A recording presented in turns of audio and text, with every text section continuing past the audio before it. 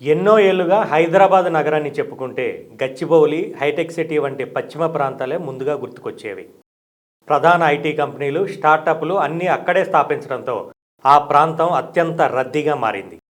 Real estate రేట్లు కూడా భారీగా పెరగడంతో కొత్త ప్రాజెక్టులకు స్థలం దొరకడం కూడా కష్టమైంది. ఈ పరిస్థితుల్లో నగర అభివృద్ధి దిశ మెల్లగా దక్షిణ భాగం వైపుకు మారుతోంది. త్వరలో హైదరాబాదులో అత్యధిక డెవలప్మెంట్ సౌత్ జోన్లోనే జరిగే అవకాశం ఉందనే అభిప్రాయం బలపడుతోంది. తుక్కుగూడ సమీపంలోని 900 ఎకరాల ఫ్యాబ్ సిటీ తెలంగాణ రైజింగ్ 2047 ప్రణాళికలో భాగంగా ప్రభుత్వం ఈ ప్రాంతాన్ని భారీగా అభివృద్ధి చేస్తోంది.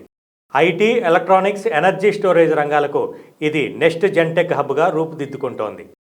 పెద్ద పెద్ద పరిశ్రమలు, అంతర్జాతీయ పెట్టుబడుల రాకతో సుమారు 15,000 ఉద్యోగాలు సృష్టించబడే అవకాశం ఉందని నిపుణులు చెబుతున్నారు.